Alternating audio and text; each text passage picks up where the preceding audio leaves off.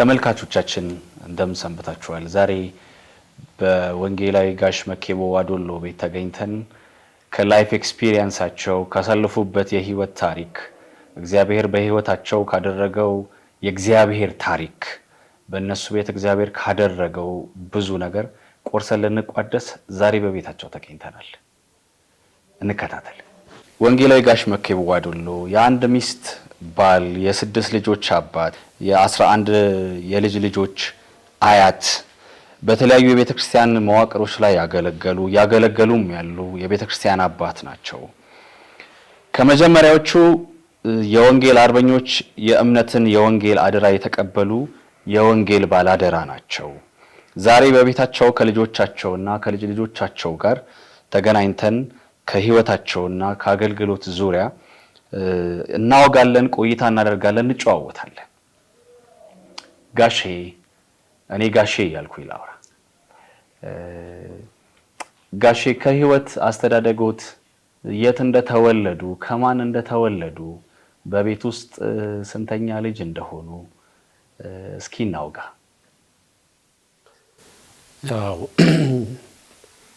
እኔ የተወለድኩት ገጠር ነው። ያውም በድሮ አባባል ከምባታና ዲያ በቃጫ ቢራ ወረዳ ለኢኒ በሚባል ገጠር ቀበሌ ውስጥ ነው፣ ገበሬ ማህበር ውስጥ ነው የተወለድኩት እና የተወለድኩትም በ1947 ዓመተ ምህረት ነው። ከዛ ያስተዳደገኝ ሁኔታ በማስመልከት ወላጆቼ ቀደም ሲል የኦርቶዶክስ ቤተክርስቲያን አባላት ነበሩ። በሌላ ጎኑ ደግሞ ያው መናፍስታዊ አሰራር በተለይ ባህላዊ አምልኮ ስርዓት ከሚያካሄድበት ቤተሰብ ነው የተወለድኩኝ። ያም ማለት አያቴ አቶ ባትሶ ይባላሉ።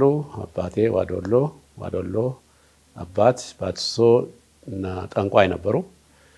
ያውም አላህ የሚባል መንፈስ በእሳቸው ላይ ሆኖ ይመለካል፣ ይሰገድለታል፣ መስዋዕት ይቀርብለታል። እኔ ልጅ ሆኜ በነበርኩበት ጊዜ ሳስብ ቤተሰብ ቤተዘመድ በሞላ ይሰበሰብና ይሸበሸባል፣ ይዘመራል፣ ይሰገድለታል፣ ይልል ይባላል። ያን ሁሉ አምልኮ ስርዓት ካካሄዱ በኋላ መንፈሱ ይወርዳል፣ ያጓራል። ከዛ መስዋዕት ሁሉ ይቀርብለታል። በዚህ አይነት ሁኔታ ሳይ ነበርና ግን በልጅነት ገና እያለው አጋንንት ያዘኝ እኔን። በዚህ በአጋንንት መያዝ ምክንያት የተነሳ አባቴም እናቴም ወደ ተለያዩ አቅጣጫዎች እየሄዱ ጠንቋዮችን ያማክራሉ ወይንም ያስተናቁላሉ። ያው ልጃችን እንዲሆነዋል እና ከዚህ መዳን እንዲችል ተብሎ ይኬዳል። አንዱ እንዲህ አድርግ ይላል፣ ያኛው ደግሞ ያን አድርግ ይላል። እንዲህ የሆነ መድኃኒት አሸንክታ ያው ሰርቶ ይሰጣሉ። ያን መንገዴ ላይ ያስራሉ። ሆኖም ግን በዛ ውስጥ ሁሉ አጋንንቱ ሊለቀኝ አልቻለም። በተለይም መጨረሻ አካባቢ ላይ አንድ እስከዛሬ ድረስ የሚሰቀጥጠኝ ነገር አለ። ያውም ከአላባ ምድር ላይ በጣም ይውቅ ነው። አጋንንት ሁሉ በቃ የሰውዬ ከመጣ ሊቋቋም አይችልም በሚል ሁኔታ ከአላባ ሄደው አንድ ሙስሊም መጡና ያ ሙስሊም ፍየል ተገዝቶ ይጠብቀኝ ብሎ ነበርና ያንን ፍየል ሌሊት 9 ወይ 10 ሰዓት አካባቢ ላይ እንሰት ውስጥ እኔን ወስደው ልብሴን አውልቀው ፍየሉ ታረደች። ከዛ ፍየሉ ታርዳ የሆድ ማለቃ ማለትም ፈርስ የጨጓራን ፈርስ እንዳለ ወዲያው በፍጥነት ተርትሮ አወጣና ከጭንቅላቴ እስከ እግሬ ድረስ በዚህ በፈርስ ሰውነቴን ለቀለቀው። ያ ማለት አንደኛ ሌሊት ነው፣ እሱም እንሰት ውስጥ ነው። ከዛ በተረፋ ደግሞ የፈርሱ ሽታ በጣም ይሸታል። እጅግ ከባድ ሁኔታ ነበረ። ነገር ግን ያም ሆኖ ግን አጋንንቱ ሊወጣ አልቻለም እና በዚህ ሁኔታ እያለሁ በተለይም አባቴና እናቴ አይለቁኝም። ከአባቴ ጋር ነው የሚተኛው፣ ይጠብቁኛል። ሌሊት ይዤ እጠፋለሁ እያለ ይፎክራል መንፈሱ። ወስደዋለሁ እያለ ይይዝ ስለነበረ ያው በጥንቃቄ ነው ይጠብቁኝ የነበሩ። ሌሊት መንፈሱ ይነሳል። ከዛም በኋላ እነሱ እኔን ይዘው ይታገላሉ። እንዲህ እያለ ከዕለታት አንድ ቀን የቃለ ሕይወት ቤተክርስቲያን አጥቢያ ቤተክርስቲያን ነበርና ቃጫ የሚባል በዛ ቤተክርስቲያን ፊደል ይሰጥ ስለነበረ ልጆች ፊደል ይማሩ ስለነበረ እኔም ለመማር ወደዛ ሊሄድ ተነሳው። ማለዳ ተንከባልዬ ስነሳ ከአባቴ ከተኛሁበት ምን ልትሆን ነው ብለው ሲሉ አይ ፊደል ይማራለሁ። አንተ አትችልም፣ ብርድ ይዛል፣ ትታመማለህ ምናምን አሉኝ። አይ አልታመምም ብዬ ሄድኩኝ። የምታስተምረን የነበረችው ሴት ናት። አሁን ወደ ጌታ ሄዳለች። እሷ ካስተማረች በኋላ ኢየሱስን የምትቀበሉ ብላ ጥያቄ ጠየቀች። በእሷ ጥያቄ መጀመሪያን ቀን ጠየቀች፣ ልነሳ አልቻልኩም። ሁለተኛ ዙር ሌላ ቀን ስትጠይቀኝ ተነሳውኝና ያው ጌታን ኢየሱስ ክርስቶስን እንደ ግል አዳኝ አድርጌ ተቀብያለሁ። ሰይጣንን ክጄአለሁ። ያመንኩትን ኢየሱስን አልክድም፣ የካድኩትን ሰይጣንና ስራውን አልከተልም በሚል እሷ ስትመራኝ በዚህ አይነት ሁኔታ ጌታን ተቀበልኩኝ። ከዛን ቀን ጀምሮ የአጋንንት መንፈስ ከእኔ ላይ ይሰራ የነበረው በዛ በቃለት። ከዛ ጊዜ ጀምሮ የጌታ ልጅ ሆንኩኝ። ያም 1954 ዓመተ ምህረት ማለት ነው። እና በዚህ አይነት ሁኔታ ጌታ ያገኘኝ በዚህ አንጻር ነው። መልካም፣ እግዚአብሔር ይመስገን። ጌታን ከማግኘቶ በፊት እንደዚህ በአጋንንት ስርዓት ውስጥ እንደነበሩ ጌታን እንዳገኙ የአጋንንት ለቀቁት? ሌላ ምንም ምልክት አላሳየም። ምልክት የሚባል ነገር ምንም ነገር የለም። አስተማሪዋም ደግሞ አሳመነች እንጂ ወይ እጅ ጭኖ መጸለይ ሌላ ነገር አልነበረም። በቃ ከዛን ቀን ጀምሮ በየሌሊቱ ወላጆቼ ይስቃዩ የነበረው ሁሉ በቃ ነፃ ወጣሁ ማለት ነው። እስከዛሬ ድረስ ክብር ለእግዚአብሔር ይሁን። የልጅነት ህልሞ ምንድን ነበር የነበረው? አሁን እርስዎ ወንጌላዊ ኖት፣ ግን ጌታን ከማግኘቱ በፊትና በኋላ የልጅነት ህልሞ ምን ነበር? በልጅነት እኔ እንግዲህ በተወለድኩባት አካባቢ ነው ከአንደኛ እስከ 6ኛ ክፍል የተማርኩት። እዛ ትምህርት ስማር ያው መምህራን ያስተምሩናልና ትልቁ ህልሜ ምንድነው? መምህር መሆን ነው። በቃ መምህራን አለባበሳቸውን አያለው፣ እንደገና መከበራቸውን አያለው፣ ለተማሪዎች የሚያስተላልፉትን ዕውቀት አያለው፣ የሚናገሩትን ቋንቋ አማርኛውንም እንደዚህን ሁሉ እየሰማው እኔም በቃ ለወደፊት እኔ አስተማሪ እሆናለሁ በሚል ነው ትምህርቴን የቀጠልኩት ማለት ነው። ያውም ሆኖ የመጀመሪያ ስራዬ ደግሞ መምህርነት ነው የሚሆነው። ከዛ በመቀጠል ግን ጌታ ኢየሱስ ክርስቶስ ያዳነኝ የማዳኑ ኃይል ፍቅሩ በውስጤ በጣም ጠልቆ ገባ። ያውም ሊገባ የቻለው ልክ እንዳመንኩ በመጀመሪያው ዓመት ይሁን ሁለተኛ ዓመት ይሁን ብቻ አላስታውስም፣ ልጅ ስለነበርኩኝ የጌታችን ኢየሱስ ክርስቶስ የስቅለትና የትንሣኤ በዓል ኮንፈረንስ ነበርና በዛች ቤተክርስቲያን አንድ አባት ዛሬም በህይወት አሉ። እሳቸው ስለ ኢየሱስ ክርስቶስ ያስተምሩ ነበር። በተለይም ከኢሳይያስ ምዕራፍ 53 ጌታችን ኢየሱስ ክርስቶስ የተሰቃየውን ስቃይ የትንቢት ቃሉን ያስተማሩ ወደ አዲስ ኪዳን ይመጡና ከማቴዎስ ደግሞ እንደገና በተግባር የተገለጠበትን ሁኔታ እያስተማሩ ስለነበረ ያ ኢየሱስ ክርስቶስ ለምንድን ነው እንደዚህ የሆነው?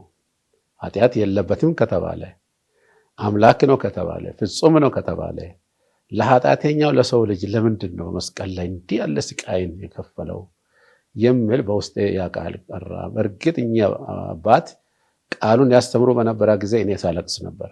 ማለትም የኢየሱስ ክርስቶስ ፍቅር ምን አይነት ፍቅር ነው እያልኩ እንባዬን ዝም ብዬ እያፈሰስኩ እየተደነቅኩ ነበር ቃሉን ሰማ የነበረው በኮንፈረንሱ መካከል ማለት ነው። ከዛ ቀን ጀምሮ የጌታ ፍቅር በቃ እንዳለ በውስጤ ቀራ፣ ተቀርቅሮ ቀራ በእውነት።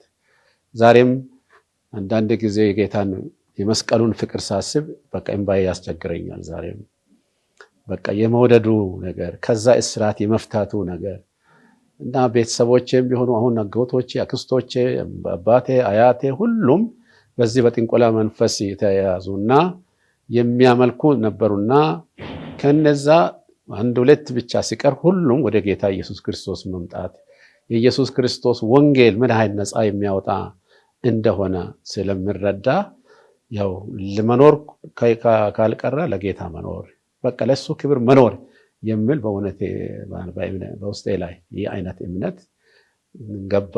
እስከዛሬ ድረስ ግን በእግዚአብሔር እርዳታ በእርሱ ፊት አለሁኝ። በቸርችም ውስጥ ያው እያደግኩ እስከዚህ ደረጃ ደርሻለሁ። ክብር ለእግዚአብሔር ይሁን። አሜን። እግዚአብሔር ይመስገን። በልጅነት እስከ 6ኛ ክፍል ከተማሩ በኋላ ምን ያክል ገፉ? በዛስ በተማሩበት ሙያ አገልግለዋል ወይ? ሙያዎት እንዴት ነበር? እስኪ ሙያ አሁን 6ኛ ክፍል እስከዛ ተማርኩ። 7ኛ እና 8ኛ ዱራሜ ላይ መካነ ኢየሱስ ትምህርት ቤት ቤናራ በሚባልበት 7ኛ እና 8ኛ ነበርና እዛም የተማርኩኝ። ከዛ ቀጥዬ ደግሞ ዋቸሞ ሃይ ስኩል ላይ ከ1964 ዓ.ም ጀምሮ ዋቸሞ ላይ ነው የተማርኩኝ እና ዋቸሞ እየተማርን ያለ ያለ ሥላሴ መንግስት ወድቆ የደርግ መንግስት ስልጣን ሲይዝ እድገት በብረት የእውቀትና የሥራ ዘመቻ የሚል አዋጅ አውጆ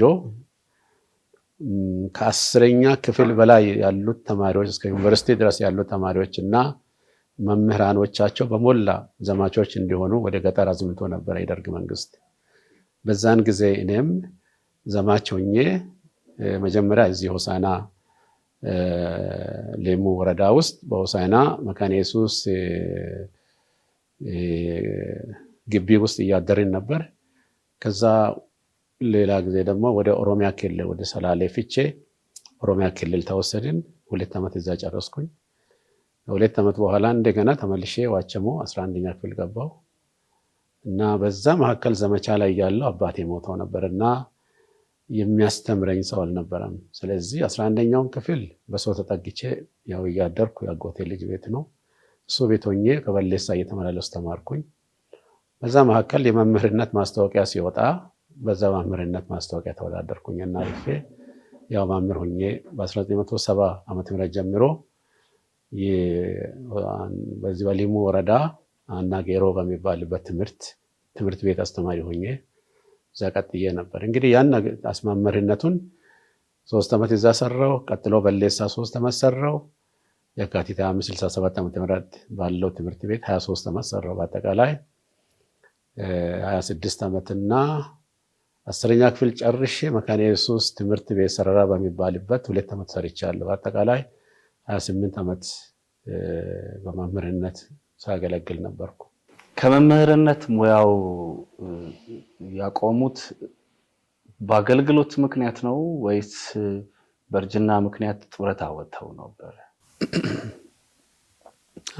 እግዚአብሔር ይናገራኝ ነበር። እንግዲህ እኔ የዛን ወቅት የቤተክርስቲያን መሪ ነኝ። የሆሳዕና እናት ቃለ ሕይወት ቤተክርስቲያን መሪነት ሳገለግል ነበር። እንግዲህ ከ1973 ዓ.ም ጀምሮ በሆሳዕና ከተማ አሁን የሆሳዕና እናት ቃለ ሕይወት ቤተክርስቲያን የተመሰረተችበት ዘመን ነበርና ያው መምህር ሆኜ ሳስተምር ያው ግማሽ ጊዜ እንደማለት ነው። ቸርች አገልግሎት አገለግላለሁ። ፈረቃ ነው የመንግስት ስራ፣ በፈረቃ ይሰራለሁ። የተረፈውን ሰዓት በቤተክርስቲያን ነበር ማሳልፈው።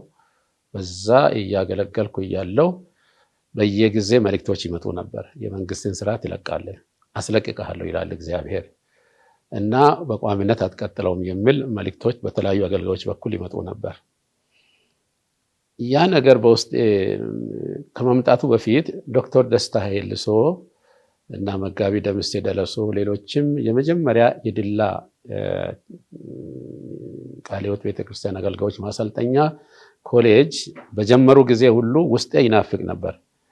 በቃ እኔም እዛ ሄጄ ቢማር ኖሮ የሚል ምኞት ነበር በውስጤ። ኋላ ግን አልሆነም። ያው በደርግ ዘመን ነው እና እንዲህ በዚህ አይነት ሁኔታ እያለው ኢቲሲ አሁን ያለው ህንፃ ተሰርቶ የኢትዮጵያ ቃለ ሕይወት ቤተክርስቲያን ከሀዲያ ቃለ ሕይወት ቤተክርስቲያን አንድ አገልጋይ ላኩ እናስተምራለን የሚል ጥያቄ መጣ ተብሎ ተጠየቅኩኝ። ለመማር ትችላለህ ወይ ሲባል አሁን እችላለሁ ብዬ ቃሌን መለስኩላቸው። በወቅቱ ለነበሩት የቤተክርስቲያናችን ምክትል ሰብሳቢ ነበሩ። እንደገና ደግሞ የሀዲያ ቃለ ሕይወት ቤተክርስቲያን ቦብቾ ዋና ጸሐፊ ነበሩ። አቶ ተስፋዬ ጥሶሮን ወደ ጌታ ሄደዋል። ኋላ እኔ ፈቃደኛ ነኝ ብዬ ስል ኋላ የቤተ ክርስቲያን ሽማግሌዎች ነው በዚህን ጊዜ አንለቅህም። በወቅቱ ትንሽ የዚህ የጭብጨባ እልልታ መንፈሳዊ አምልኮ ምክንያት የተነሳ ትንሽ አባቶችና በወጣቶች መካከል መንገጫገጭ ነበርና እንዲህ ያለ ችግር ባለበት ጊዜ አንለቅህም፣ ሌላ ጊዜ ትማራለህ አሉኝ። መሪዎች ከኔ ጋር አብረው ያሉት ሁለቱ መሪዎች ተማር ስሉ የተቀሩ መሪዎች አሁን አንለቅህም አሉኝ። በዚህ ምክንያት ቀረሁኝ። ከዛ በኋላ ከ1985 ዓ.ም ጀምሮ ለ5 ዓመታት ሀዲያ ቃሊቲ ቤተክርስቲያን ቦብቾ ላይ የስራ አስፈጻሚ ኮሚቴ የቦርድ የጠቅላላ ጉባኤ ዋና ጸሐፊ ሆኜ በምርጫ በዛ ገባሁኝ። በዛም ወቅትም ደግሞ በድሮ ቋንቋ ማለት ነው ወንጌላዊቱ ስራ አስፈጻሚ ኮሚቴ ይሄ ልጅ እኮ ጊዜውን በከንቱ ነው እየጨረሰ ያለው፣ ለምንድን ነው እቺ ቤተክርስቲያን አስተምራ የማትጠቀመው የሚል ጥያቄ ከስራ አስፈጻሚ ኮሚቴ በአንዱ በኩል መጣ። ያው መልእክቱ የመጣው ከአቶ ተሻለ ሰብሮ በኩል ነው። እሱ እዛን ጊዜ ልማት እየሰራ ያለ በዛ መካከል ደግሞ ያው ጻፊም ሆኖ መስራት ጀምሮ ነበርና እሱ ያን ሐሳብ አቀረበ። ስራ አስፈጻሚ ኮሚቴ በሙሉ ተስማምቶ በግ ተማር ብለው ፈቀዱልኝ። አሁንም ወደ ቸርች መጣሁኝና የቤተክርስቲያን መሪዎችን አዲያቃ ወንጌላዊቱ ፈቅዳልኛለች፣ ወደ ኢቲሲ ሄጄ ትምህርቴን ይማራለሁ። ከዚህ በፊትም ጠይቄ ቆይ ብላችሁኛል፣ አሁን ይፈቀድልኝ ብዬ ስል አሁንም መሪዎቹ ይሄንን ያስጀመርከውን ህንፃ ሳታስመርቅ አንለቅህም፣ ህንፃ ካስመረቅ በኋላ እቺ ቤተክርስቲያን ታስተምርሃለች አሉኝ። አሁን በቃ ውስጤ ላይ ትንሽ ተሰማኝና ሆኖም ግን አንድ ነገር በውስጤ ገባ። ለወደፊት እኛም ተማሪዎችን እንልካለን ወደ መጽሐፍ ቅዱስ ትምህርት ቤቶች የሆኑ አገልግሎቶች ጫና ባለ ጊዜ ከላይ ትንሽ ቆይ በዚህን ጊዜ አልተመቸም ብላ ቤተክርስቲያን ከጠየቀች ምን ይባላል? መኬቦ እዛን ጊዜ እምቢ ብሎ አልሄዳም ወይ የሚል ነገር እንዳላስቀር አልኩኝና አሁንም እሺ ብዬ ቀረሁኝ። እንግዲህ አማርኛን እኛው ቸርች ጀመርን 84 ዓመተ ምህረት የመጀመሪያ ተማሪ ሆንኩኝ አማርኛ ከፍተኛ። እንደገናም ደግሞ 84 ዓመተ ምህረት እሱን ጀመርን የመጀመሪያ ተማሪ ሆኜ ተመረቅኩኝ። ቀጥሎ ደግሞ ኢኬኤምሲ ወይ ኢትዮጵያ ቃልዮት አገልጋዮች ማሰልጠኛ ማለት ቦብቾ በዛ ቅርንጫፍ እዚህ ማታ እንዲከፈት ጠየቅን ኢትዮጵያ ቃልዮትን። እዛን ጊዜ ተፈቀደልን። በዛም የመጀመሪያ ተማሪ ሆኜ ያ በእንግሊዘኛው ፕሮግራም ላይ ተሳተፍኩኝ። ከዛ በኋላ ነው ኢቲሲ ፕሮግራም ያው የሚባለው ማለት ነው። ከዛ ጌታ ይናገረኝ ነበር። ራሴ ደግሞ በሌሎች አገልጋዮች ብቻ ሳይሆን ኢቲሲ ገብቼ መማር እንደሚገባኝ መልእክት መጣልኝ። ከኤምሲ ተመርቄ ቅዳሜ ተመርቄ ሮብ ምሽት ላይ ከዋና ቢሮ እጅ ተዘረጋና ቃሉ በእንግሊዘኛ ነው ካም ሂር የሚል ድምፅ ሰማሁኝ። ያንንም ደግሞ በወቅቱ የኛ ቤተክርስቲያን መሪዎች እኔን ለማስተማር እንዳልተዘጋጁ አሳየኝ ቀደም ብሎ። ነገር ግን ከዋና ቢሮ እጅ ሲመጣ አየሁኝ። እዛ እጁ ተዘርግቶ ሲመጣ በቃ ቀኗን ይዤ ዝም አልኩኝና ቁጭ ጠበቅኩ። 1998 ዓመተ ምህረት መስከረም 17 እዚህ ሳሎን ቁጭ ብዬ ባለሁበት ድምፅ መጣ። ለ5 ሰዓት ሩብ ጉዳይ ሲሆን 4:45 ላይ ማለት ነው። ከእንግዲህ የትምህርት ነገር አይጨልምም የሚል ድምፅ ሰማሁ። ቁጭ ብዬ ባለሁበት ያን ድምፅ ከሰማሁ በኋላ ዞር ብዬ ሳይ ሌላ ሰው የለም። ከዛም በኋላ ሰዓቴን አየሁኝ። ሩብ ጉዳይ ነው። እንዲህ ባለ ሁኔታ ላይ ነው ያለው። 1998 ዓመተ ምህረት ኮምፓሽን ወደ እኛ ቸርች መጥቶ ጅማሬ ስራ ተጀመረበት ጊዜ ነበርና የዛ የኮምፓሽኑ ሰብሳቢ አድርገው ቤተክርስቲያን ሽማግሌዎች መድበውኝ ስለነበረ ለአንድ ቀን ስብሰባ አዲስ አበባ ላይ እዛ አድረን በማግስቱ ግቢ ውስጥ ጋሽ ኩርሴን አገኘሁን። ዶክተር ኩርሴ ሸፈኖ እሳቸውን ሰላም አልኩኝና ክፍለ ሀገር ሊሄዱ ተዘጋጅተዋል። መኪና ውስጥ ሊገቡ ነበር። ወንድም መኬቦ እንዴት ነው አሉና ለወደፊት ያለው ዓላማ ምንድን ነው አሉኛ ጠየቁኝ። አይ ጋሼ ምናልባት የወደፊቱ እኔ እንጃ የመንግስት ስራ ሳለቅ አልቀርም ሙሉ በሙሉ ወደ ቤተክርስቲያን አገልግሎት ሳልጠቀለል አልቀርም፣ ግን ጊዜውን አላውቅም አልኩኝ ነው እንደ አሉና መኪናቸውን በቁልፍ ቆልፉና ና ብሎ ይዘውኝ ወደ ፎቅ ይዘው ወጡ ወደ ቢሮአቸው። እዛ ገቡና አንድ ጥቅስ አነበቡልኝ። ከዛ ተንበርክካሉ፣ እጅ ጭነው ጌታው ጊዜውን አፍትን ብለው እሳቸው ጸልየው ወደ ክፍለ ሀገር ሄዱ። ከዛ ዶክተር ወይታ ቦብቾ የመጀመሪያ አካዳሚክ ዲን ነበር። በዛን ጊዜ እኛ ቸርች ያገለግል ነበር እና በጣም እንታወቃለን። ኬንያ ሄዶ ትምህርት ተምሮ ጨርሶ መጥቶ ስለነበር እሱን ሰላም እላለሁ ብዬ ወደሱ ቢሮ ገባው።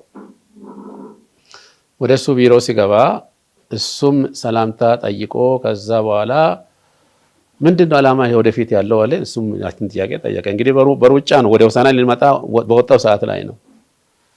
አይ ልክ እንደ ተመሳሳይ የጌታ ፈቃድ ቢሆን እንጃ የመንግስት ስራ ሳለ አልቀርም አልኩኝ። እንግዲህ ኦሬዲ ጌታ ተናግሮኛል በራሴ በዛ ነው እንዴ በል አሁን ደብዳቤ ጻፍ አለኝ። በል አሁን ደብዳቤ ጻፍ፣ ቃለ ሕይወት ታስተምራለች። ሳትጽፍ እንዳትሄድ ማስታወቂያ ኢቲሲ ላይ ወጥቷል፣ ሂድና ፎርማትን ውሰድ፣ ከዛ ፎርም ቸርች አስሞልታ አምጣ፣ ቃለ ሕይወት ታስተምራለች አለኝ። አሁን ሳትጽፍ እንዳትሄድ አለኝ። እኔ ደግሞ ከቤተሰብ ጋር ስለተነጋግሬ አልሄድኩምና ተደብቄ መጣሁ።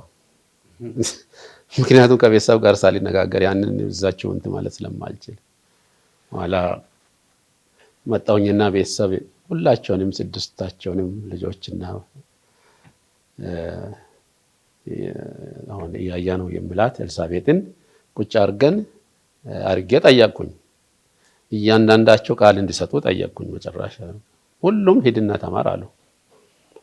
ከዛ በኋላ እንግዲህ ኑሮሳ ደሞዝ ለቅቄ ነው የምሄደው፣ ገንዘብ የለም፣ የተቀመጠ ገንዘብ የለም፣ ምን ትሆናላችሁ? እግዚአብሔር ያኖረናል አሉ። ከዛ በኋላ ኢንፎርም የሞላሁት እና ሄጄ ተወዳድሬ አልፌ ኢቲሲ የቀጠልኩት ማለት ነው። ምን ማለት ነው?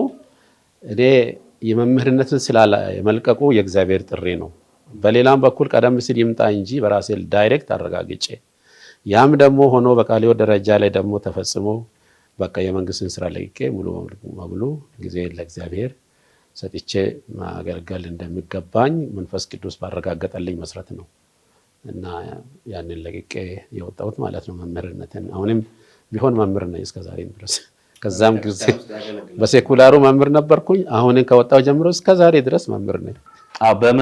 በመምህርነትና በመሪነት ብዙ ጊዜ ቤተክርስቲያን ውስጥ የምናውቀው በመሪነት ነውና እንደዚህ አድርገው እስኪ ያጫውቱ ከአባቶች ጋር ካለፉት የወንጌል አርበኛ አባቶች ጋር ብዙውን ጊዜ እንዳሳለፉ ይነገርልዎታል።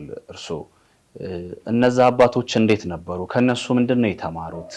ወደ አገልግሎትስ እንዲገቡ እነሱ ያደረጉት ነገር አለ ወይ? በመሪነት ለስንት ዓመታት ነው ያገለገሉት እርሶ ቤተክርስቲያን ውስጥ በሆሳዕና እናት ቃለ ሕይወት ቤተክርስቲያንና በወንጌላዊት አሁን ምናልባት በሀዲያ እና ከምባታ ቃለ ሕይወት ቤተክርስቲያን ሊሆን ይችላል ወይም በአጥቢያዎች ህብረት ክፍለ ማህበር በሚባለው በወንጌላዊት ምን ያክል ጊዜ ያገለገሉ? በእናት ሆሳዕና ቃለ ሕይወት ቤተክርስቲያን 21 ዓመት ነው በመሪነት ያገለገልኩኝ ከመሰረቷ ጀምሮ ማለት ነው። በሀዲያ ቃለ ሕይወት ቤተክርስቲያን 5 ዓመት ነው ያገለገልኩኝ። በሆሳዕና ክፍለ ማህበር በተደራቢነት በርካታ ዓመታትን አገልግያለሁ። ከዛ በተረፈ በደቡብ ምስራቅ ሸዋ ቀጠና ማለትም ዱራሜ የቀጠና ዋና ጸሐፊ ሆኜ 1 ዓመት ተኩል አገልግያለሁ። በአጠቃላይ በመሪነት 27 ዓመት ተኩል ነው ያገለገልኩኝ ማለት ነው። እንግዲህ በአባቶች እግር ስር ነው ልክ ነው ያደግኩኝ። በአባቶች እግር ስር የመሆኑ መሰረታዊ ነገሩ ምንድነው? በተለይ 8ኛ ክፍል ስማር ዱራሜ ምሽጊዳ በሚባልበት ከና አባ ዶግሶ ከና አባ ጎሌ ከና አባ ዱናጎ ከሌሎችም አባቶች ጋራ በመሪነት ያገለገሉ አባት ነበሩ። ማለትም ምሽጊዳን ወክለው የምሽጊዳ ክፍለ ማህበር መሪ ወይንም 7 መሪ ሆኖ የመሩ አባት ነበሩ። እሳቸው ቤት ነው ሆኜ 8ኛ ክፍል የተማርኩኝ። እኚህ አባት በተለይም አባታችን አባ ጎሌ ጋራ በጣም የሚቀራረቡ ናቸው። በቀን 5 ጊዜ ይጸልያሉ። ማለትም በ24 ሰዓት ውስጥ 5 ጊዜ ይጸልያሉ። በጣም የተሰጡ ሰው ናቸው። የወንጌል አባት ናቸው። እሳቸው ቤት መሆን ያው መሰረታዊ ነገር ትልቅ ነገር የሆነልኝ እሱ ነው።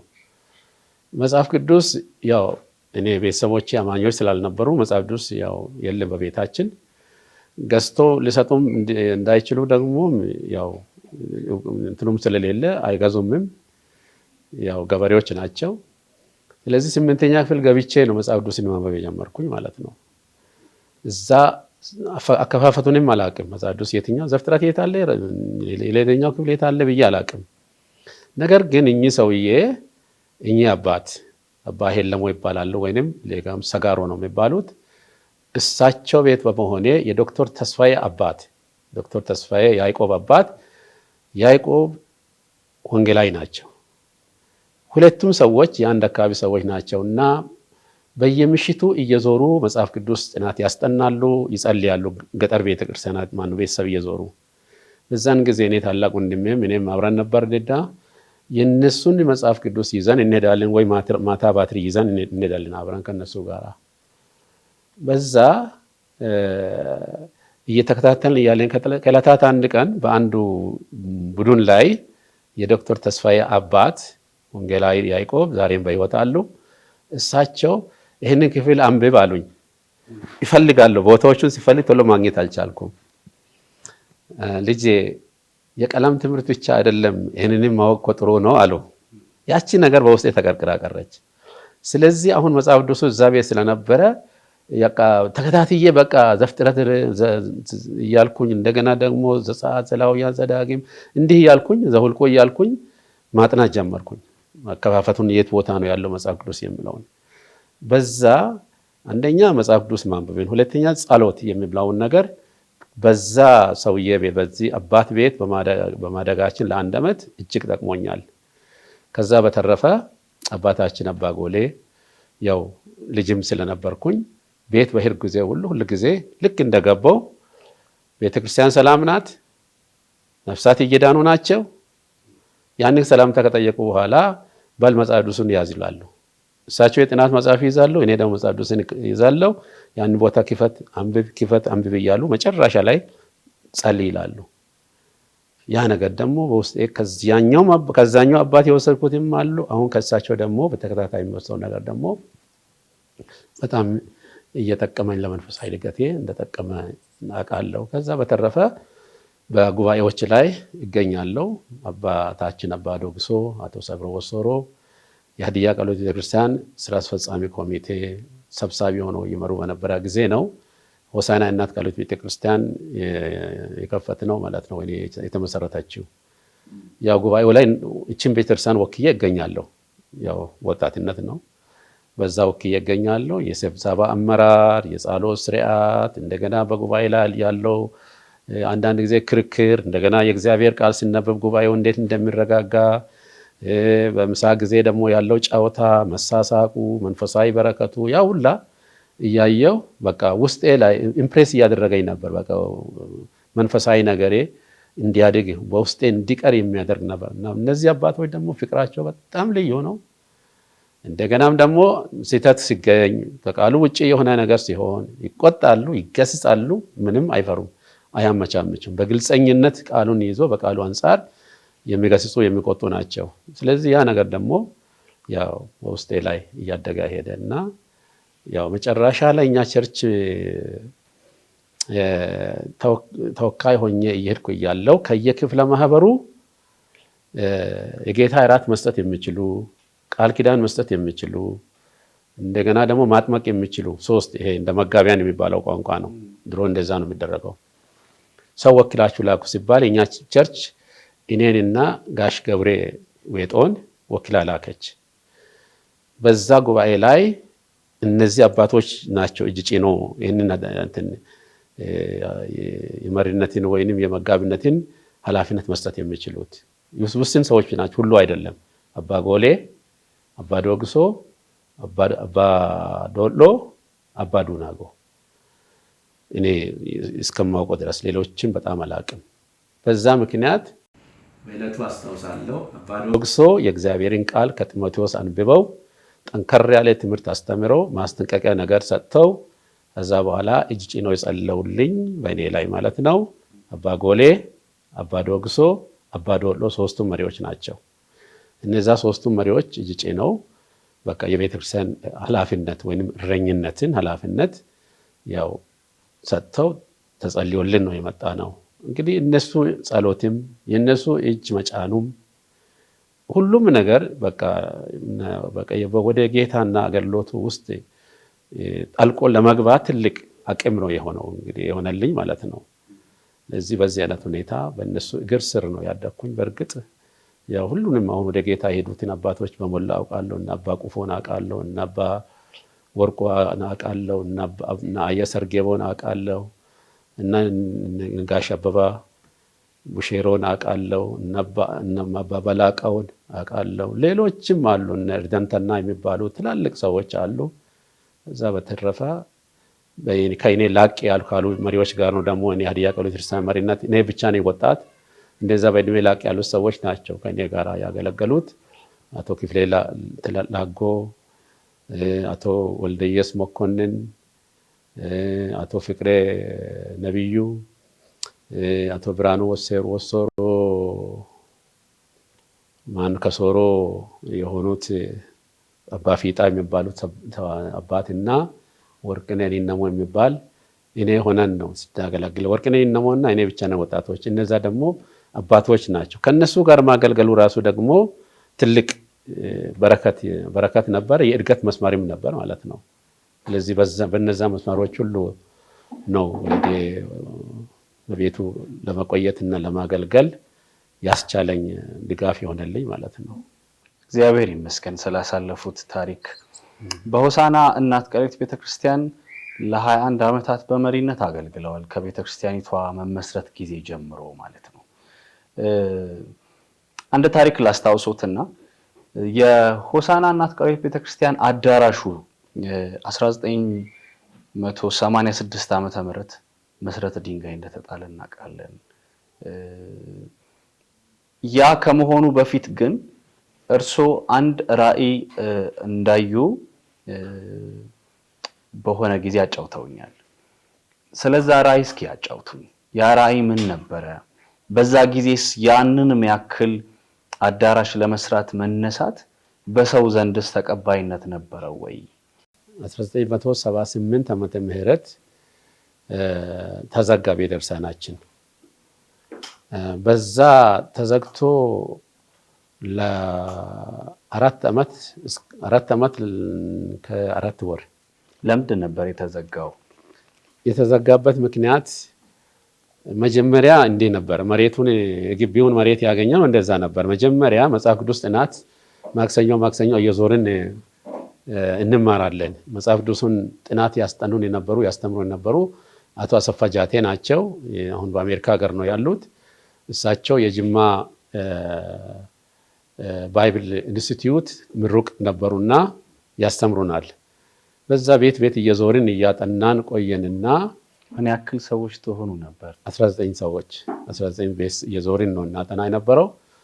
በዛ በአንድ ቀን ሳሎን ላይ ትንሽ በርከት የሚሉ ምዕመናን ተገኙ። በአንዱ ቀን ጥናት ቀን ማለት ነው። ያውም ማለት እሰየ ተስፋዬ ይባላል፣ መካነ ኢየሱስ ነው እሱ በዛን ጊዜ መካነ ኢየሱስ ሆኖም ከኛ ጋር አብሮ ይሳተፋል። ሁለት ሰዎች ይሳተፉ ነበር ከመካነ ኢየሱስ ከኛ ጋር አብረው ማለት ነው። እና ቤተክርስቲያን ሆሳዕና ከተማ እንድትኖር እንጸልይ የሚል ስምምነት ደረጃ ደረስንና ከዛ በፊት ይቅርታ ላስቆሞትና በሆሳዕና ከተማ የቃለ ሕይወት ቤተክርስቲያን አልነበረም። በዛ ጊዜ የት ነበር የነበረው? እዚህስ እነዛ 19 ሰዎች እንዴት ነው የባይብል የመጽሐፍ ቅዱስ ህብረት የጀመራችሁት? አሁን ቦብቾ ግቢ መጽሐፍ ቅዱስ ትምህርት ቤት አንዱ ክፍል ውስጥ አምልኮ ነበር። ያውም በአንዱ ክፍል ውስጥ አምልኮ ያመልኩ የነበሩ ሰዎች የቦብቾ ግቢ አገልጋዮች ናቸው። እና ከተማ ሰዎች ቦብቾ ብዙ አይሄዱም። ደግሞም ያው በአንድ መማሪያ ክላስ ውስጥ ነው እነሱም ያመልኩ የነበሩት ማለት ነው። የቻሉ ሰዎች ግን ሄደው ያመልካሉ። ያው ርቀትም ነበርና ነገር ግን በአብዛኛው በዛን ጊዜ ከነበርን ሰዎች በርከት ብለን የምንለው ሰዎች በአብዛኛው እናመልክ የነበረው የት ነው? መካነ ኢየሱስ ነው። መካነ ኢየሱስ ከሰዓት በኋላ የወጣቶች ፕሮግራም ነበረና ያንን ፕሮግራም በአብዛኛው ያስተምሩ የነበሩት አቶ አሰፋ ጃቴ ናቸው የተጋበዙ ማለት ነው። ያው ከሳቸው ጋር አብረን ይዛ የድን ፕሮግራሞችን እንካፈላለን። ጠዋት ደግሞ ቦብቾ እንሄዳለን። ዘወትር አይደለም የምንሄደው፣ ያው ቦብቾ ሄደን እናመልካለን። ከሰዓት በኋላ ደግሞ እዛ ሲኖዶስ ላይ እናመልካለን። በዚህ ላይ ያለን ጋሽ አሰፋ ጃቴ መጽሐፍ ቅዱስ ጥናት 3 ቤተሰብ ይዞ ጀመሩ። ያውም አቶ ፍቅሬ ጎቤት እና አንድ አባት አንድ ቄስ ነበሩ፣ ተመስገን ግራኝ የሚባሉት የመካነ ኢየሱስ ሰው ናቸው። እሳቸውም እዛው ቅርብ ጎረቤት ስለነበሩ እነሱን ይዞ ሌላ ደግሞ አቶ ተሾመ ዶሌቦ እሳቸውም እዛው ቅርብ ነበሩ። ይዘው ነው ጥናት የጀመሩት። ያ ጥናት ነው ሁላችንን ያቀፈን። ሁላችንን አቅፎ በዛ ጥናት ውስጥ እያጠናን ባለንበት ሁኔታ ነው እንግዲህ ቤተክርስቲያን የሚል ጸሎትም ሐሳብም ስምምነትም ደረጃ ላይ ደረስ ነው ማለት ነው። እና በዛ ምክንያት ጥያቄ ማን ሄዶ ይጠይቅ፣ መሬት በምን ሁኔታ እናገኝ የሚል ጥያቄ ነበር። መሬቶችን ፈላልገን ይሄንን ገበያ አሁን ገበያ ያለበት ቦታ አንዱ ያዝነው ቦታ ይሄ ነበር። አንዱ ያው ዛን ጊዜ ገላጣ ሜዳ ነው፣ ባህር ዛፍ ነው ዙሪያ ላይ ያለው። ማዕከል ላይ ክፍተት ነበርና እዚህ ጋር ቢሆንም የሚለውን ሄደን አየን። አሁን ያለበት ቤተክርስቲያን ያለበትንም እዛ ጋር ሄደን አየን። በዛ መካከል እንግዲህ አባታችን አባ ጎሌ መቶ አለቃ ጴጥሮስን በወቅቱ የከምባታና ሀዲያ አውራጃ አስተዳዳሪ ነበሩ። ሄደው አነጋገሩ፣ ቅርበት ነበራቸውና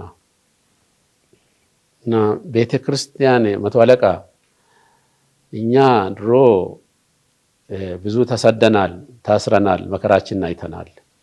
አሁን እኛ የወለድናችሁ የኛ ልጆች ባላችሁ ጊዜ አምልኮ ቦታ ማግኘት አለብን። መቶ አለቃ ቦታ ስጠን፣ ከተማ ውስጥ ቤተክርስቲያን እንሰራለን እና ልጆቻችን እዚህ ከተማ ያሉት ያመልካሉ፣ እኛም ከገጠር ስንመጣ አብረን ከነሱ ጋር እናመልካለን ብለው ጠየቁና መቶ አለቃ አባባ ነው የሚሉት። በዚህን ጊዜ በኢትዮጵያ ውስጥ ቤተክርስቲያን በሞላ ተዘግቷል። ሳይዘጋ ያለው እዚህ ከምባታና ሀዲያ ብቻ ነው። በዚህ የክልሉ ወይም አስተዳዳሪ ናዝሬት በነበረው ጉባኤ ላይ ከሶኛል። ጴጥሮስ ላዩ ነው ኮሚኒስት፣ ውስጡ አይዳሊስት ወይም ሀሳባዊ ነው። ቤተክርስቲያናት እስካሁን ያልዘጋ በሚል በ11 አውራጃዎች ጉባኤ ላይ ተከስሻለሁ አባባ። ስለዚህ ቤተክርስቲያን በዚህ ቦታ ላይ እንዲህ ቦታ ይከፈት ብዬ መፍቀድ አልችልም። ነገር ግን ይሄ መንግስት ልማት ይወዳል። ልማት ብላችሁ ጠይቁ፣ ልማት ብላችሁ ጠይቁና አዳራሽ ብላችሁ ማነው መጋዘን ብላችሁ ስሩ። መጋዘን ብላችሁ ሰርታችሁ በጓሮ በኩል እየገባችሁ ማምለክ ትችላላችሁ።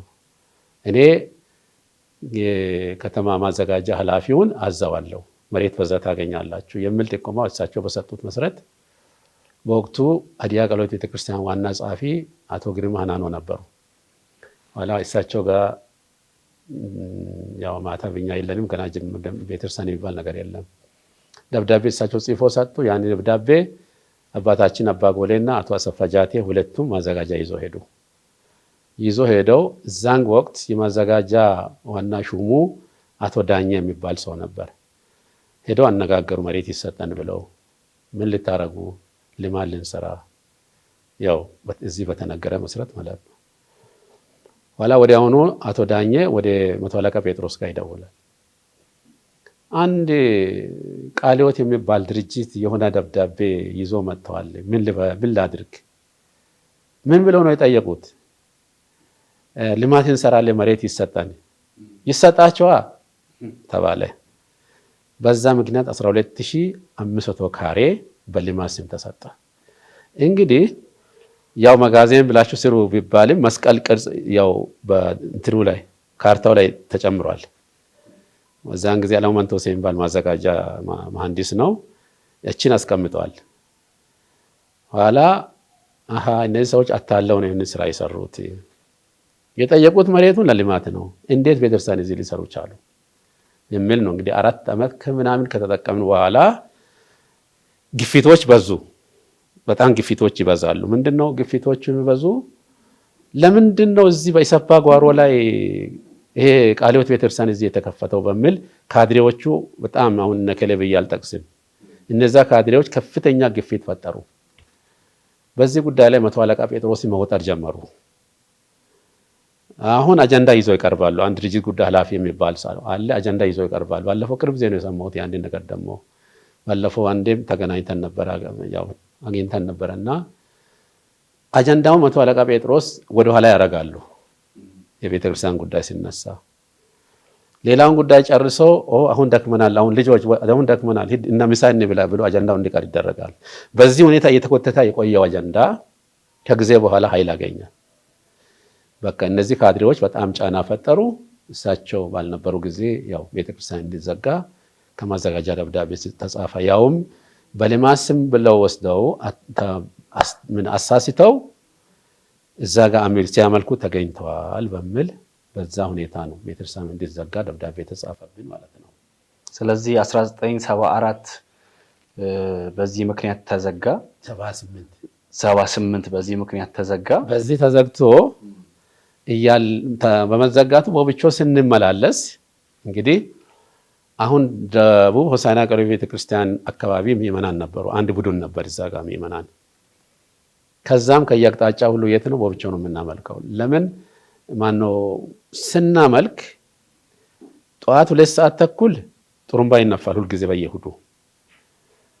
አዋቂ ወደ ዛፍ ተከላ ቁፋሮ እንዲወጣ ወይንም ስብሰባ፣ የሰፋ ስብሰባ፣ የቀበሌ ስብሰባ፣ ወጣቶች ደግሞ ማርክሲዝም ሌኒኒዝም ጥናት ተብሎ ማሬ ተብሎ ለዛ ጥናት ወይንም ለልማት ስራ ወይንም ለተለያየ ነገር ይወጠራሉ ወጣቶች። ስለዚህ 2 ሰዓት ተኩል ግዴታ ነው። አሁን እኛ ቦብቾ ከሄድን በኋላ ቦብቾ ርቀት አለው፣ በስንት ሰዓት ገብተን አምልከን ነው 2 ሰዓት ተኩል ከተማ መመለስ የምንችለው የሚል ጥያቄ ጥያቄ ቀረበ።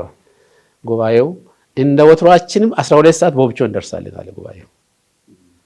ከተማ ማብራት ሳይጠፋ ነው የማታ ማብራት ሳይጠፋ ነው የምንወጣው።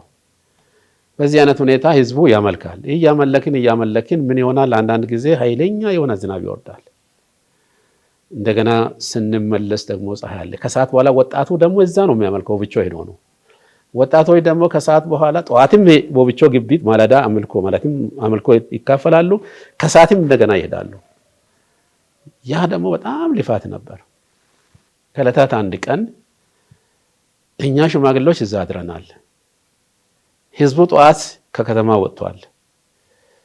አሁን ይሄ ታች አሁን ይሄ ሪል ስቴት የሶኖ ሪል ስቴት አካባቢ ያው ሁሉ ገላጣ ነው። እንግዲህ ከሙሉ ወንጌል ቤተክርስቲያን ጀምሮ ገላጣ ነው። ህዝቡ ሁሉ ከተማውን ለቆ ያንን ሜዳ ከደረሰ በኋላ በጣም ከፍተኛ ዝናብ ወረደ በህዝቡ ላይ። ኋላ እኛ እዛ ያደረን ሽማግሌዎች አዘንን፣ በቃ አለቀስን። እና በዚህ ሁኔታ ህዝቡ ደረሰ፣ አዳራሽ ደረሰና ህዝቡ ቁጭ ብሎ ባለበት ከሰዎቹ የሚወርደው ውሃ እየተንጠበጠበ በቦብቾ አዳራሽ እንደ ጎርፍ መሄድ ጀመረ ውሃ። እኛ ከፊት አየንና አለቀስን። ወዲያውኑ መሪዎች ተሰባሰብንና እስከ መቼ ድረስ እንደዚህ የምንከራተተው? ይሄ ቤተክርስቲያን መከፈት አለበት የሚል እንትን ውስጥ ገባን። መንግስት ከከፈተልን ከፈተ፣ ካልከፈተ ከፍተን እንገባለን፣ እንታሰራለን አለን። በቃ ተስማማን ሽማግሌዎች። ሌላ ነገር ይመጣ ነገር የለም፣ መታሰር ነው፣ እንታሰራለን። በዚህ ሂደት ላይ ያለን ያው መጸለይ ጀመርን። እንጸልያለን። በዛ መካከል ላይ ሌላ ችግር ተፈጥሯል። እሱን ችግር ለመናገር አልፈልግም። አሁን መጸለይ ጀመርንና ሮብ አዳር ጸሎት ጀመርን። የተወሰንን ሰዎች ብቻ ግርማ ተለሮ ቤት ነው የአዳር ጸሎት የምንጸልየው። በዛ እየጸለን እያለ የተዘጋው ቤተክርስቲያናችን እንዲከፈት ማለት ነው።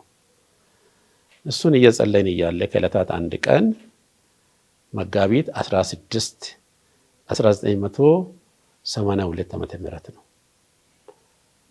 ማታ ራእይ አየሁ በህልም። ማታ በህልም ራእይ ሳይ የተዘጋው ቤተክርስቲያናችን እንዴት እንደሚከፈት እንቅስቃሴው በአጠቃላይ ምን እንደሚሆን ህዝቡ ደግሞ ወደ የትኛው ገጽታ እንደሚቀመጥ ቤተክርስቲያኒቱ ምን ኃይል እንደሚሰፋ በራእይ ሁሉ ነገር አሳየኝ እንደ ሲል። ከዛ በኋላ ያንን ተከፍቶ ካበቃ በኋላ ቧንቧ ተዘረጋ። ሁለት አይነት ቧንቧ ነው። የቀደመው ቧንቧ አለ የውሃ ቧንቧ፣ ሁለተኛ አይነት ደግሞ ባርሜል የሚያክል ልክ ስፋቱ ወይንም ይሄ ራድ እንትኑ የቧንቧው ስፋት ባርሜል የሚያክል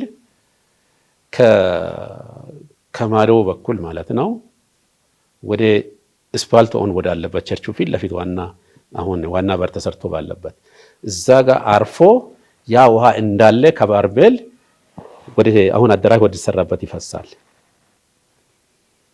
ኋላ ሲፈስ የቀደመው ቧንቧ ምን ሆኖ ነው ይሄ ሰፊው ቧንቧ እንዲህ የተዘረጋው ብዬ ጠይቃለሁ፣ በመንፈስ ማለት ነው። የቀደመው ቧንቧ ለህዝቤ አይበቃም፣ አሁን ሰፊው ቧንቧ የተዘረጋው ለህዝቤ እንዲሆን ነው የሚል ድምጽ ሰማለሁ።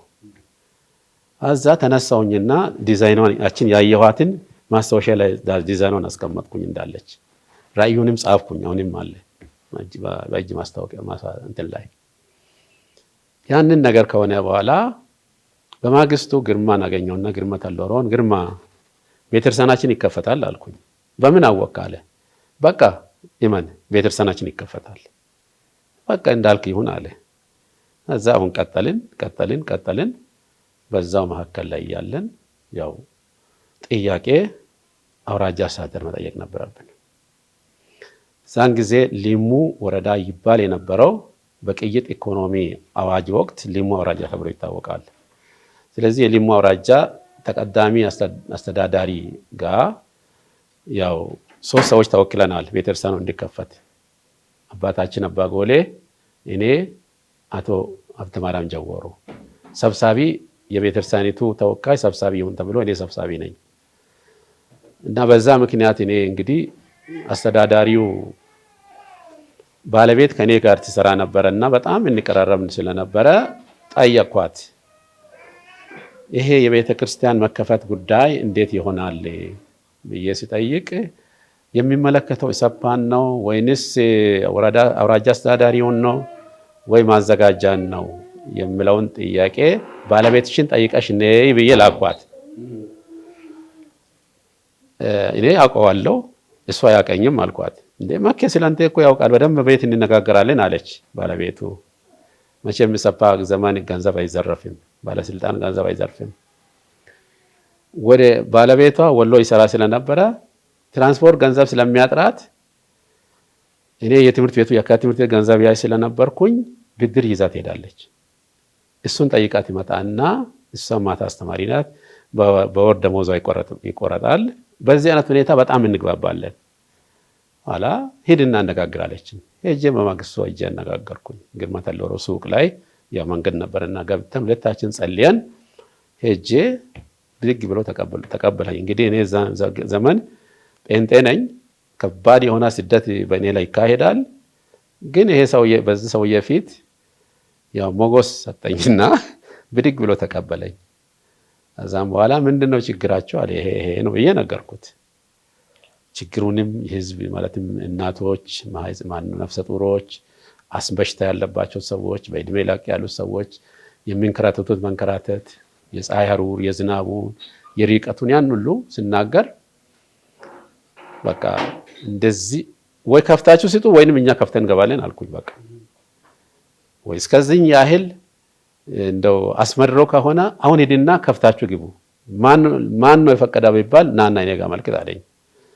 ካልሆነ ግን ደብዳቤ ብጽፉ በሸንጎ ደረጃ ይወሰናል ብሎ ሲል አይ እሱ ይሻላል አልኩኝና በሸንጎ ደረጃ ላይ ውሳኔ ማን ነው እንዲወሰንልን ደብዳቤ ተጻፈ።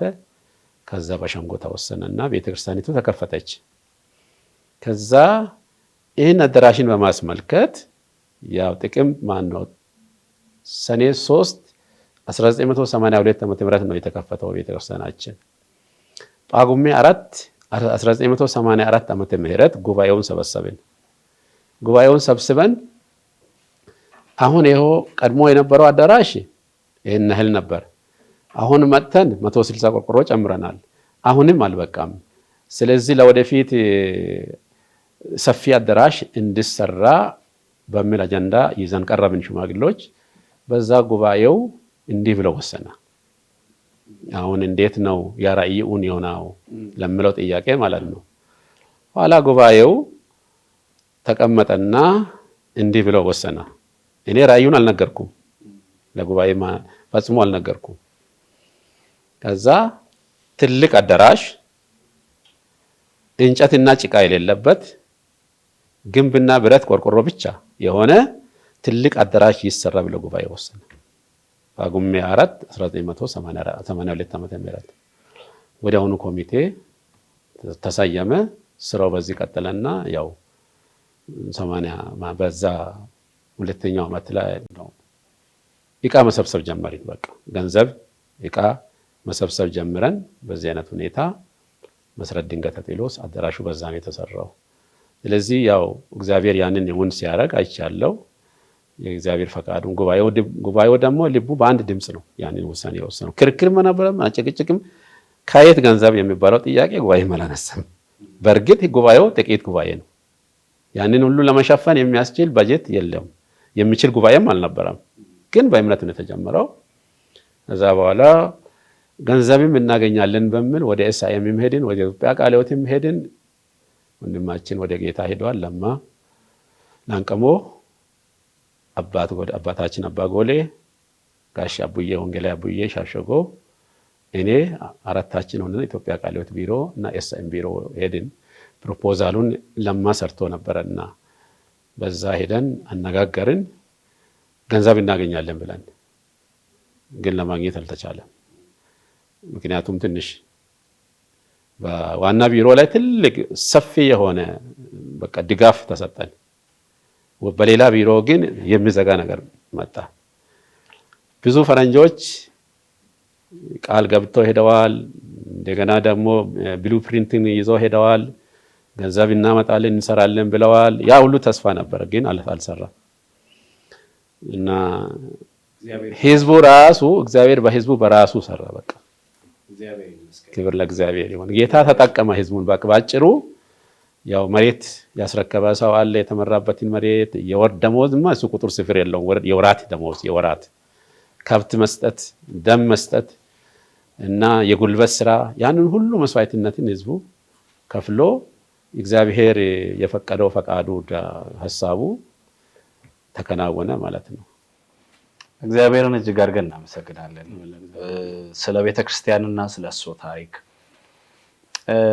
ቤተክርስቲያን ውስጥ ስለነበሩ ሌሎች አንዳንድ ውሳኔዎች ከማንሳታችን በፊት ይሄን ሁሉ ጊዜ ሲያሳልፉ የትዳር ህይወቱ እንዴት ነበር? መቼ ነው ያገቡት? ባለቤቶን መቼ ነው ያገኙት? መቼ ነው የተገናኙት? እንዴት ነው የተገናኛችሁት? እሱን ከእርሶ ጋር ትንሽ እንጫወትና ወደ ማዘር ደግሞ እንሄዳለን። ያው የመጀመሪያ መምህርና ስራዬ አናጌሮ በሌሞ ውስጥ አናጌሮ በሚባልበት እንደሆነ ቅድም ነግሬያለሁ።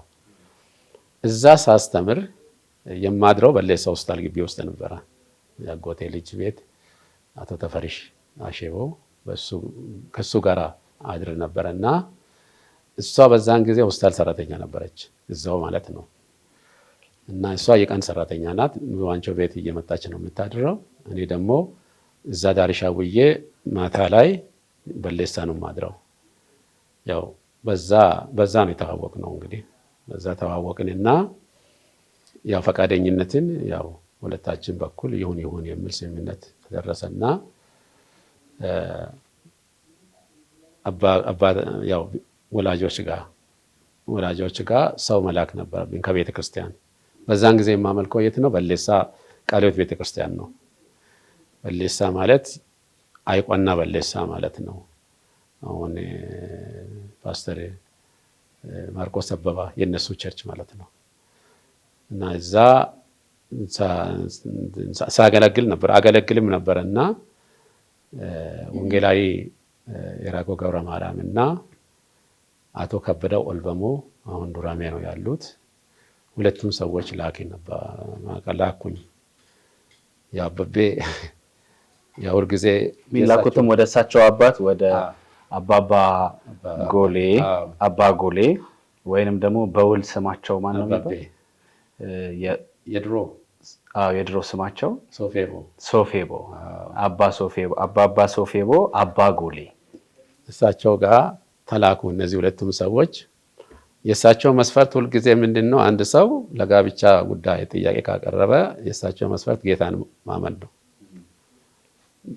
ዳሩ ግን ቀድሞም ቢሆን ያውቁኛል። እዛው በሌሳ ጋሼራ ጎቤት ያድራሉ።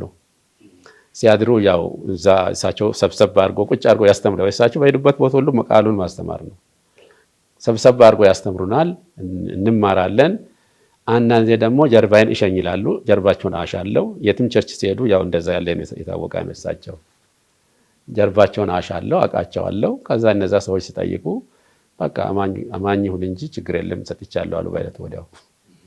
እንግዲህ በዛ አይነት ሁኔታ ነው የተጋባ ነው። እንግዲህ 1972 ሐምሌ ላይ ነው የተጋባ ነው። በዚህ ሁሉ ጊዜ ውስጥ 72 ቤተክርስቲያን የተመሰረተችው የሆሳዕና እናት ቃለ ሕይወት ቤተክርስቲያን የተመሰረተችው 73 ላይ ነው። አንድ አመት ይቀድማል የእናንተ ትዳር። ለ21 ሁሉ አመታትና ሌሎች ቦታዎች የሚያገለግሉት ለ28 ሁሉ አመታት በአገልግሎት ቆይተዋል። እስካሁንም ያገለግላሉ። ለረጅም አመታት ነው ያገለገሉ ያሉትና ትዳርና አገልግሎት እንዴት ነው? እንዴት ይሄዳል? እግዚአብሔር ይመስገን። ያው እግዚአብሔር መልካም አምላክ ነው። አገልግሎቱ በጣም ያባትላል። በጣም ሲበዛ ያባትላል። በተለይም የደርግ ዘመን ነው። ዘመኑ በጣም በቃ ስደት ያለበት ዘመን ነው። እንደገና የደርግ ስራ ደግሞ በጣም የሚወጠር ስራ ነው። ቸልታ ብሎ ነገር የለም። በደርግ ዘመን ሰራተኛ በቃ በጣም ዲሲፕሊኑ ጠንካራ ነው። ቁጥጥሩ ከባድ ነው። እግዚአብሔር በረዳኝ መጠን የመንግስትን ስራ በታማኝነት ለመስራት ይተጋለሁ። በቃ አንደኛ ተማሪን ማስተማሩ ራሱ ለእኔ ትልቅ በረከት ነው። ደስተኛ ይሆናለሁ። በቃ ትምህርት ቤት ሄጄ ሳስተምር ማለት ነው። በጣም ደስተኛ ይሆናለሁ በመምህርነቴ ማለት ነው። ከዛ ተጨማሪ ብዙ ስራዎች አሉ የካቲት ትምህርት ቤት። እሱን በፈረቃዬ ሰርቼ እንደገና ወደ ቤተክርስቲያን አገልግሎት ይመጣለሁ። ከዛ የትዳርና የልጆች አያያዝን በማስመልከት ደግሞ ያው አንዳንድ ጊዜ ቸርች እናድራለን፣ ሌላ ጊዜ ቤት አድራለሁ። ያው ማታ ነው ከልጆች ጋር የሚገናኘው። እንደውም አንዳንድ ህፃናት በነበሩ ህፃናትን ብዙም ማታ አላገኝም፣ ምክንያቱም ከተኙ በኋላ ነው የምመጣው። ያ ጠዋት ወይንም ሌላ ነፃ የሆነ ጊዜ ነው የማገኘው እና ያው እሷ ሙሉ ኃላፊነትን የልጆችን አያያዝ፣ አስተዳደግ፣ አያያዝ፣ ቁጥጥር፣ ክትትል ሙሉ ኃላፊነትን እሷ ትወስዳለች። ያው እንደገና ደግሞ ያው እንግዲህ የቤት እመቤትነትን ስራ እሷም የቢሮ ሰራተኛ ናት። ከዛ በጎን ለጎን እሷም በዛ ሁኔታ ትሰራለች። ያው ተጋግዘን ነው አጠቃላይ ነገሮችን ተጋግዘን ነው እንግዲህ እግዚአብሔር ሲረዳ ነው። ወጣትነትም ስለሆነ በቃ መሮጥ ነው። ያው የጌታንም ስራ የመንግስትንም ስራ የቤትንም ጉዳይ እንደዛ በመሩጫ ነው እንግዲህ እንትን ያልነውና ይረዳን እግዚአብሔር። ያው ልጆቻችንን ያው በተቻለ መጠን ዲሲፕሊን እናረጋለን፣ እንቀጣቸዋለን፣ ሲያጠፉ እንመክራለን፣ እንገስጻለን፣ እንቆጣለን። እነሱም ታዛዦች ናቸው፣ አያፈነግጡም። በጉያችን ስር ነው ያደጉት። ያው እግዚአብሔር ረዳን በአጠቃላይ ማለት ነው። ትልቁን ቦታ እሷ ናት የያዘችው። ወደ እርሶ መጥቻለሁ። ማዘር ስሞት ማን ይባላል? እርሶ ለወንጌላዊ ጋሽ መኬቦ ምንድን ነዎት?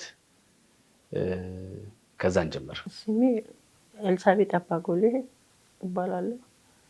ለወንጌላዊ መኬቦ ወደሎ ባለቤቱ ነኝ። የወንጌላዊ ጋሽ መኬቦ ሚስት መሆን ስሜቱን እንዴት ይገልጹታል? ምክንያቱም እሳቸው ለረጅም ዓመታት በቤተክርስቲያን አገልግሎት በመሪነት የቆዩ ያገለገሉ አባት ናቸው። ብዙ ጊዜ ቤተክርስቲያን ይላሉ። ቤት መተውም ስለ ቤተክርስቲያን ሊያወሩ ይችላሉ። ስለዚህ የእሳቸው ሚስት መሆን ስሜቱን እንዴት ይገልጹታል? እግዚአብሔር አምላክ ስሙ የተባረከ ይሁን። ደስታ ነው የሚሰማኝ። እኔ ሁልጊዜ እግዚአብሔርን እባርካለሁ። ከልጅነታችንም ጀምሮ ያው ከአስተዳደጌም ከአባቴም አገልግሎት ጋር የተያያዘ ስለነበረ ብዙ አልተቸገርኩበትም። ያው ቤትም እዚህም ያገኘሁት ነገር ተመሳሳይ ስለነበረ ብዙ አላደከመኝም። ከዛ የተነሳ ሁሌም የሚሰማኝ ነገር ባይጦትም በተለያዩ ነገር ሳሳልፍ ደስታ ይሰማኝ ነበር። እግዚአብሔር ይመስገን። ላስታውሱት ደስተኛ ኖት? እግዚአብሔር ይመስገን። እግዚአብሔር ስለሰጡት ደስታ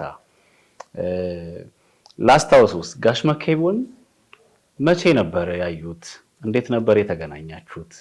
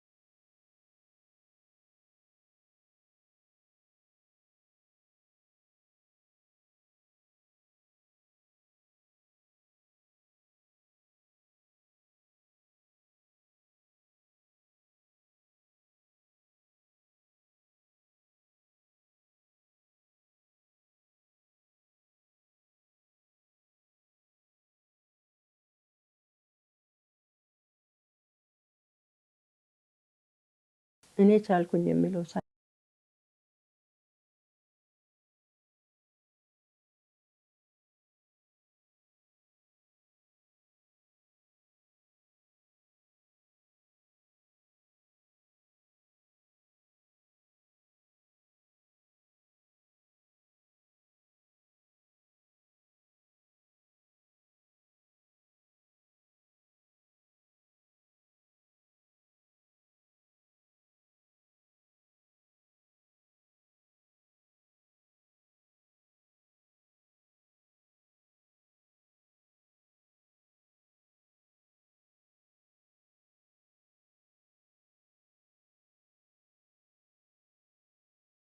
እሺ ማዘር አባቶት አባባ ጎሌ ወይንም አባ ጎሌ የወንጌል አርበኛ እንደሆኑ ይታወቃል። ከሳቸው ቤተሰብነት የተማሩት እዚህ ደግሞ እየተገበሩት ያለው ከአገልግሎት ጋር የረዳውት ነገር ምንድነው? እሱን እስኪ ያጫውቱን። ከአባቴ ከአባ ጎሌ ባልነትና ከእናቴ ሚስትነት የወረስኩት ወይም የተቀበልኩት ነገር አባቴ ባለቤታቸውን በጣም የሚወዱ አገልጋይ ነበሩ። በእርግጥ ብዙ ጊዜ ቤት አያሳልፉም እሳቸው። ያም ሆኖ በደረሱ ጊዜ ለቤታቸው ትኩረት የሚሰጡ ባል ነበሩ። ቦታ የሚሰጡ ባል ነበሩ። እናቴ ደግሞ በጣም ታዛዥ ነበሩ። የመጨረሻ ታዛዥ፣ ትሁትና ታዛዥ ሚስት ነበሩ። ከሄዱበት ሲመጡ መንገድ ላይ ጠብቆ በቅሏቸውን ይቀበሉ ነበር። ያን በቅሎ እሳቸው ተቀምጠውበት የመጡበትን በቅሎ ቤት አስገብተው ያንን የተቀመጡበትን ኮርቻ አውርዶ ለበቅሏ ገብስ ሰጥተው ከዛ በኋላ ወደ አባቤ ይመለሳሉ። እዛ ታጉ ነበር የሚሏቸው። ታገሰች እንኳን ብሎ ሙሉ ስም አይጠሩም ነበር። ሳይማሩ የተማሩ ነበሩ አባ ጎሌ ማለት። በጣም አስተማሪ ነበሩ። አስተማሪ ህይወት ነበራቸው በቤተሰብ። ያው በቤተሰብ ብቻ አይደለም ለዓለም ሁሉ ነበር። ያ ባህሪያቸው ለኔ ጠቅሞኛል። ብዙ እዚህ መጥቼ ያየሁት ነገር ሁሉ ትንሽ ግራ የሚያጋባ ነገር ነበርና እግዚአብሔር ይመስገን። በዛ ሁሉ ግን እግዚአብሔር ረዳኝ። እግዚአብሔር ረድቶኝ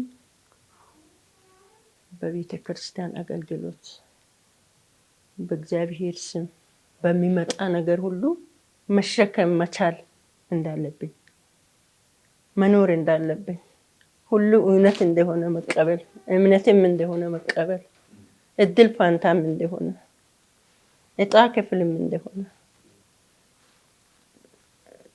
አሪጌ እንዲቀበል ረድቶኝ እስከ ዛሬ ድረስ በሰላም ኖረናል። እግዚአብሔር ይመስገን።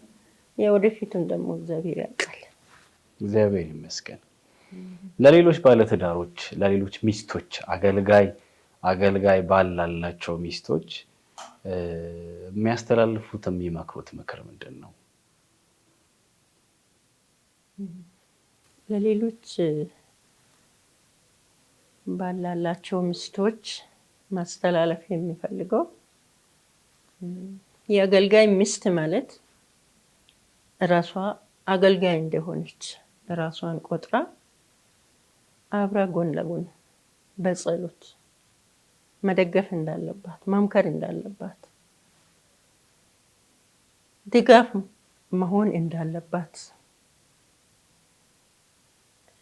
ለሌሎችም ያው ባል ክርስቶስ የቤተ ክርስቲያን ራስ እንደሆነ ባል የሚስት ራስ ነው የሚል የእግዚአብሔር ቃልም ስለሚደግፍ ሚስቶች መታዘዝ እንዳለባቸው ለባሎቻቸው በአስፈላጊነት እንደ አስፈላጊነቱ መገዛትም እንዳለባቸው ልጆቻቸውን ደግሞ በመልካም አስተዳደግ በምክር በተግሳጽ ማሳደግ እንዳለባቸው። በእርግጥ ዘመኑ አስቸጋሪ ነው። ምንም አስቸጋሪ ቢሆን ዘመኑ መጸለይ እንዳለባቸው ከተሞክሮ መናገር የሚፈልገው ልጆቼ እግዚአብሔር ባርኳቸው በራሳቸው ቀደም ጋሼ እንዳነሳ ሁሉ የተባረኩ ነበሩ። ብዙ እንትን የሚሉ ልጆች አልነበሩ። ልብ አድራቂዎች አይደሉም። ምራታብን ያሙ ነበርና ያኔ ሲኩዌር ነበር የሚባለው። ዛሬ ሮቦት ተብሎ በሚታወቀው ኳየር ያገለግል ነበር በዝማሬ። ብዙ ጊዜ ይታመማል፣ ይቸገርም ነበር፣ ያስቸግረኝም ነበር። ያው እሱ ቤት ስለማይቀመጥ ሐኪም ቤት አመላልስ ነበር። ሳመላልስ ተኝቶ ይታከምና ከሆስፒታል አውጥቼ መጥቼ ቤት በተኛበት ጠባብ ክፍል ውስጥ ነበር የተኛውና ጸለይኩለት። ስጸልይ እግዚአብሔር የሞኝነት ጸሎት ይሰማል። ጌታ ሆይ ይህንን ልጅ ከዚህ በኋላ ስታመም ማሳመም አልችልም፣ አልፈልግም። ፈውሰ ለራሴ ለቤቴ አገልግሎት ተጠቀመው፣ ፈውሰውና ለክብርህ አኑረው፣ አንተን ያገልግልህ ብዬ አልኩት። ጌታ ሰማኝ። በትንሽ እድሜ ነው ከወጣቶች አገልግሎት ጀምሮ እስከ ቤተ ክርስቲያን ሽማግሌ መሪ ሆኖ እስከሚያገለግል ድረስ የሞኝነት ጸሎቴን ሰምቶ እንደረዳው አውቃለሁ። በተለይ እናቶች ልጆቻቸውን በጸሎት ወደ እግዚአብሔር ማቅረብ እንዳለባቸው እላለሁ።